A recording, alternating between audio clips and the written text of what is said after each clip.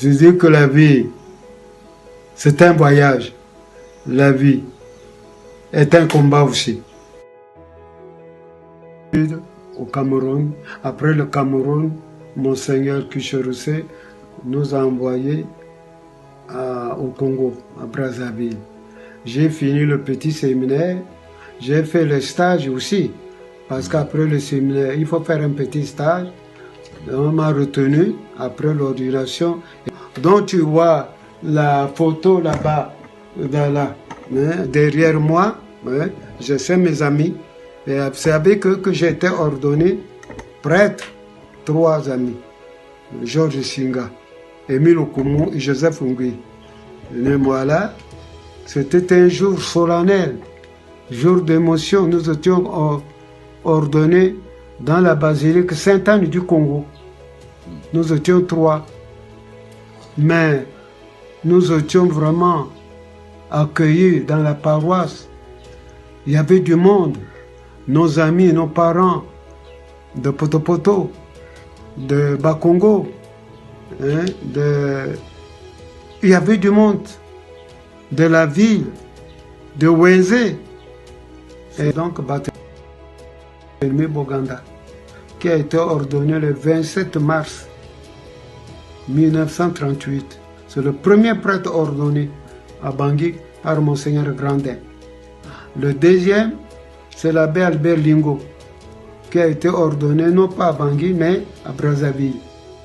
Le 1er janvier 1950, c'était l'année sainte, le jubilé de l'année sainte. Et le troisième, c'est le père de Bozindi, originaire de Mbaïki. Il a été ordonné le 7 août. On a fait donc, j'ai fait ma première messe solennelle à Lindao. Il y avait du monde, il y avait l'administration, il y avait le notable du pays, il y avait les députés. Abouka était là, Goninji, Raphaël Goninji, il y avait mon tuteur ici, le chef Barnabé Zelavo était mon tuteur. Il est venu pour cette fête-là. Antoine Darlan, ainsi que Maurice Desjans, ils sont venus pour la fête. J'étais escorté, j'étais pas malheureux. Le vicaire général était venu jusqu'à Lindao, tu vois. C'était la grande fête, mon cher ami. Alors je devais passer 3 mois au village, mais j'ai dit, je ne peux pas passer 3 mois au village à Kandji, qu'est-ce que je vais faire pendant 3 mois? Alors j'ai commencé, je faisais un peu la navette entre Congo, village à Kandji, Pavika.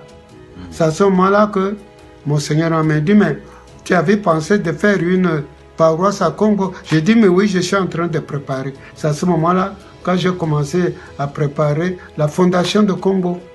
Et le 7 octobre, le 10e anniversaire de mon ordination, 1966, j'ai dit la première messe de fondation à l'entrée de la paroisse, sous le palmier.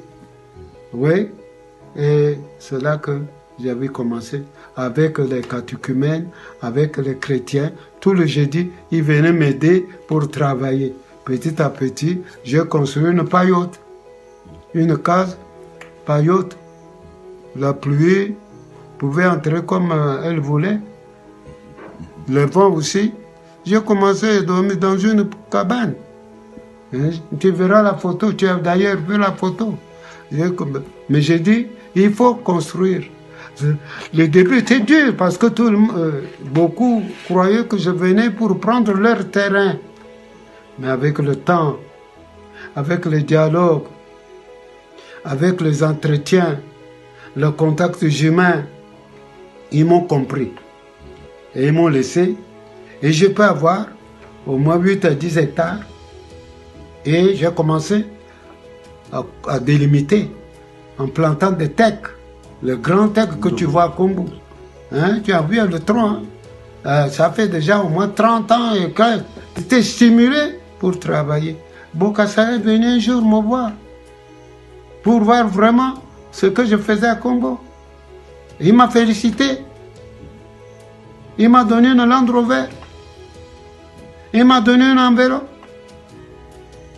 Il m'a décoré comme planteur, comme paysan. Tout le monde m'appelait prêtre paysan. Je travaillais de mes mains.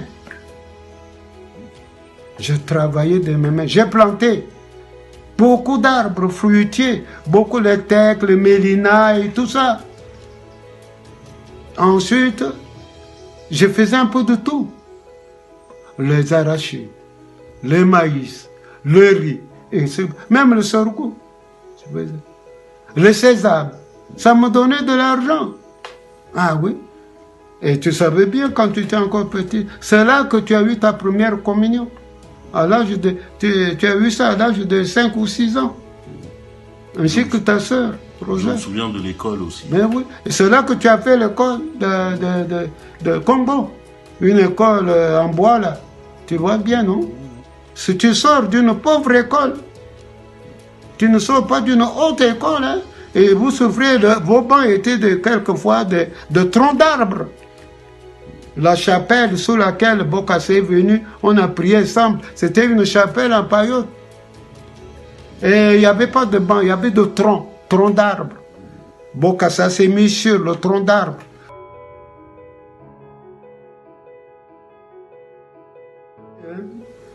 Je dis que la vie, c'est un voyage.